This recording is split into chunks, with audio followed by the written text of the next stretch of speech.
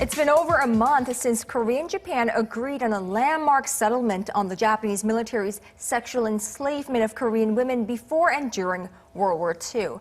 It was intended to act as a final closure of the decades-long conflict between the two countries, yet issues surrounding the deal are showing no signs of easing.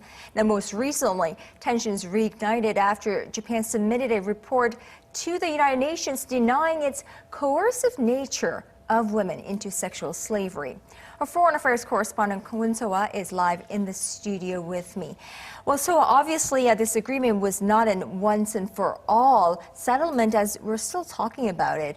It's really Japan's move over the weekend to the United Nations that's garnering staunch criticism from the Seoul government. That's right, Kanyang. Seoul's foreign ministry urged the Japanese government to hold back from any kind of statements any kind of behavior actually that could damage the intent of the landmark deal reached in December. Now, speaking to reporters on Monday, a senior ministry official offered some possible reason as to why Japan insists it does not coerce women. Now, the official said Japan believes women who were forced into sexual servitude were often tricked under the guise of employment by second parties, and therefore they hold no responsibility. Also, the Japanese military likely destroyed documents stating women were coerced into sexual servitude, and so there is no proof.